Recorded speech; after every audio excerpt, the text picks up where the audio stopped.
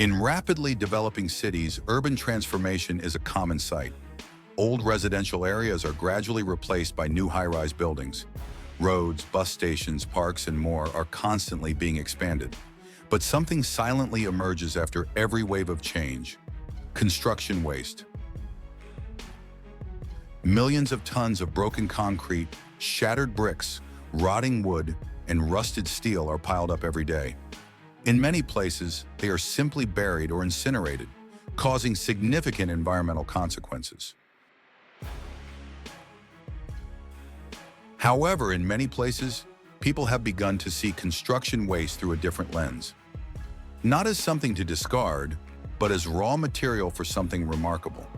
Building bricks, strong, aesthetic, and environmentally friendly, born from the very rubble of yesterday. At the entrance to the production area, trucks line up one after another to enter the receiving zone. Each vehicle carries tons of materials. Some were once building foundations. Others used to be perimeter walls, gypsum ceilings, or old staircases. Before unloading, each truck is weighed, briefly inspected, and its information recorded, from the weight and type of waste to the location where it was generated.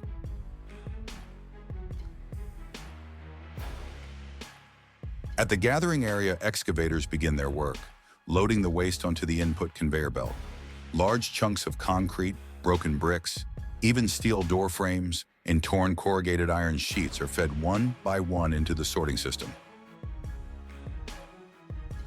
On a conveyor belt stretching dozens of meters, an intelligent crushing and sorting system operates non-stop. It starts with the crusher, which significantly reduces the size of large construction waste. Massive steel machines stand tall, roaring like the beating hearts of the factory. Huge concrete blocks are fed into a jaw crusher, where two giant steel plates, one stationary and one moving, compress each block until it breaks apart. The fragments fall onto a conveyor belt that leads through the sorting system.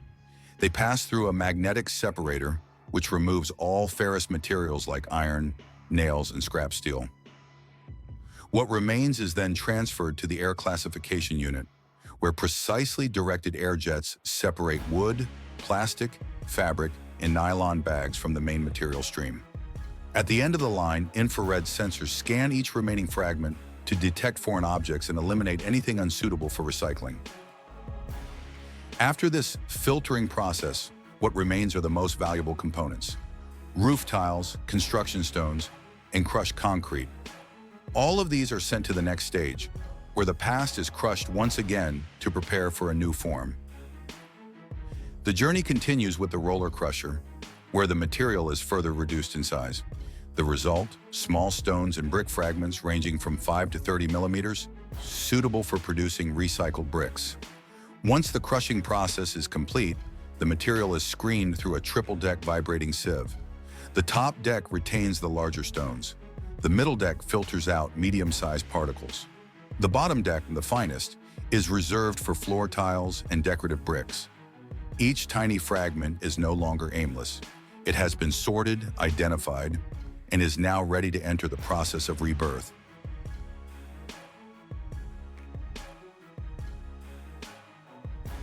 The crushed aggregates are transported to the mixing area, the technological heart of the factory. Here, every component is combined according to a standard formula, adjusted depending on the type of brick being produced. Aggregates make up about 50% of the mix, blended with cement, a portion of fly ash, an industrial byproduct from thermal power plants, along with water and a small amount of additives. These additives play a crucial role.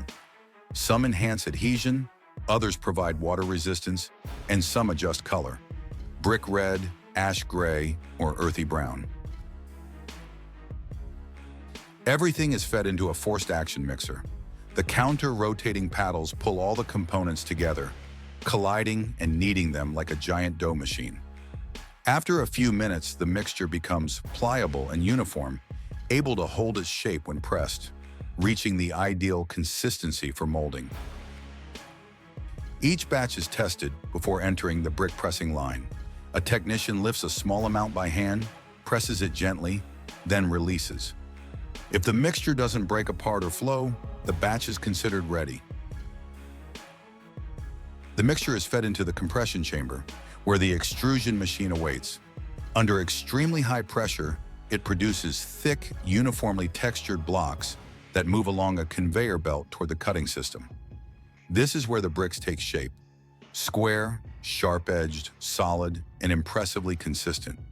Every day, tens of thousands of bricks are born from hundreds of tons of what once seemed like worthless waste.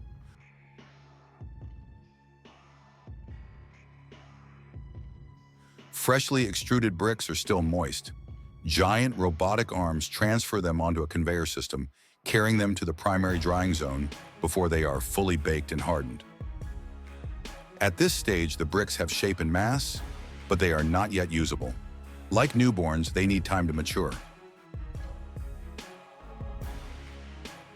The bricks are placed into a sealed drying chamber where the temperature is maintained steadily between 60 and 90 degrees Celsius.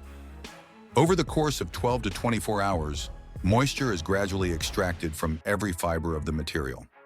Some modern factories use CO2 curing, a method that not only shortens the hardening time, but also absorbs a portion of CO2 emissions, contributing to a lower carbon production cycle.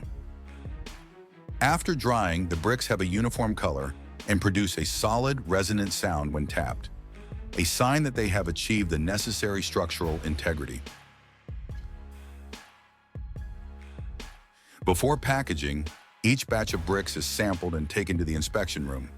Here they are tested against multiple standards, from compressive strength, water absorption, dimensional accuracy, to impact resistance. Any brick that fails to meet the standards will never leave the factory. It will be crushed and sent back to the beginning of the process. No exceptions, no compromises. The qualified bricks are finally stacked neatly. In large factories, they are wrapped in PE shrink film, labeled with QR codes for traceability, and then loaded onto trucks. From there, they will appear in new construction sites, a resettlement area, a freshly paved sidewalk, or a newly built school. No one would think that the brick they are stepping on was once part of an old building, once silent construction waste awaiting burial. But now it has been given a new mission, to help build something better. Recycling is no longer just a technical matter, it's a matter of choice. Factories that produce bricks from construction waste are quietly proving one thing: waste doesn't have to mean the end. If we have the technology, the mindset for sustainability, and the belief that materials deserve a second life, everything can start again. And perhaps the most important thing isn't the bricks themselves, it's the new perspective on what we once considered disposable. Thank you for watching this video. Feel free to share your thoughts in the comments below, and don't forget to like if you found this video valuable and meaningful. See you in the next one.